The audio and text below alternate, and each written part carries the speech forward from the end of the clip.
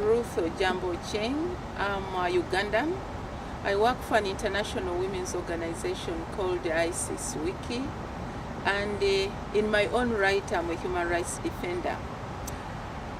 I'm here in New Jersey to meet with other human rights defenders all over the globe, and I think this is a wonderful, powerful opportunity where we are able to reflect and critique ourselves as human rights defenders. But the most important issue is that we are still journeying on the issue of how to carry out our work. Because as human rights defenders, we protect, we promote the rights of others in a peaceful manner. And it is very clear that as human rights defenders, we continue defending other people's rights with very minimal mechanisms and strategies of defending our own rights. And in most cases, of course, the world over, nobody seems to be looking at the issues that women human rights defenders go through. My own experience shows that if women human rights defenders did not exist, in Africa, I think 3/4 of women would be dead. And not dead only from the physical abuses, but emotional, economical, and any aspects of rights, because it has all ended up being the work of the women human rights defenders with their minimal resources that they acquire. Another aspect that really challenges women human rights defenders, especially in Africa, is the fact that no matter how much we do all this, we seem not to be recognized as defenders of rights within the mainstream human rights defense. And this tends to marginalize the issues that we deal with, marginalizes the actions that we take, and to me, it continues to perpetuate the violations that are committed to women's human rights defenders and the beneficiaries that they defend. The other aspect is that has caused a lot of pain to women human rights defenders. I will talk to women human rights defenders in Africa, is the efforts that they have put in making sure that the UN system, the African Union system, recognize the issues of women human rights defenders. And there are no mechanisms that actually are not in place. But that seems to be just, how can I put it? It's just a process that is done, but there is no internal commitment that after we have done all this, we really need to see that they are implemented.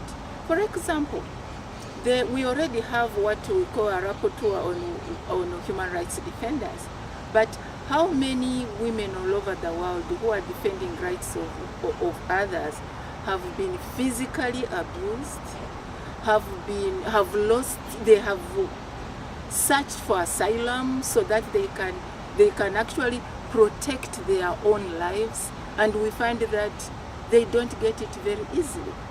How many plans of action have been put in place to look at the other alternatives of defending the rights of those who defend others?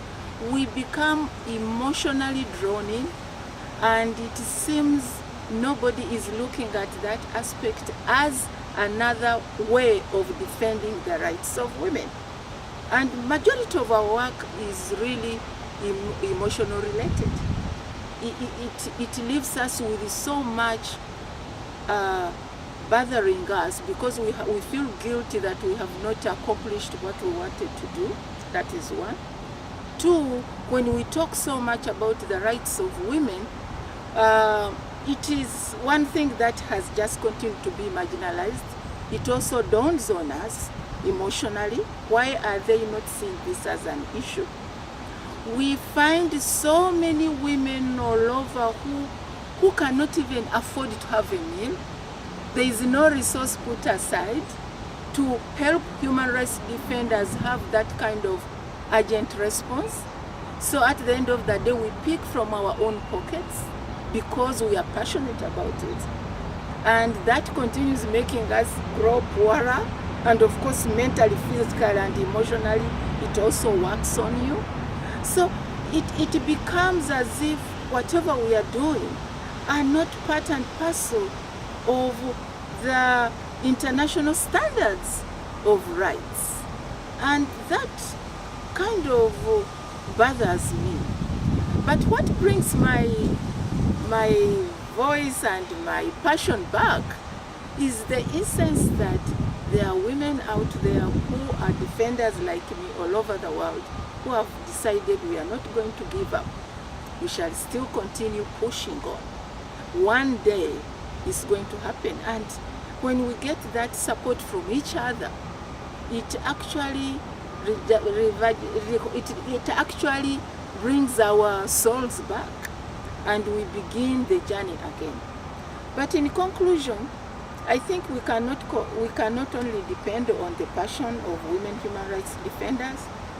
We also have a right as defenders of rights to be put on the same level like any other human rights defender, I mean the men. We need the resources just like any other human rights defenders. We don't have that, and nobody cares to see that we are working with so many thousands of women who need rights, their rights fixed, but we don't have resources. We would like to be part and parcel of the decision making of what should be the standards of women human rights defenders. We don't get that space. And at the same time, we also want to continue educating our constituency about what rights are. And you still find that the resources are not there. We also, when we do our human rights work, we know we are different. We have different rights. Rights, you know, it doesn't matter whether you are of a different class, of sexual orientation, a villager from any community, it does not matter. And we see there is a systematic target on some of the minority groups as they defend the rights of their constituencies. So we want to see standards that are not contradictory, standards that are fair, standards that are just to all of us. It doesn't matter whether you're a human rights defender or you are a woman human rights defender. The reason why we call ourselves women human rights defender is because there is that specific, special, unique need as a woman human rights defender that is not similar to the one of general defenders of rights. And that is what we are emphasizing to say the world must recognize that. And it must respect it, and it must incorporate it into the standards of defenders of rights.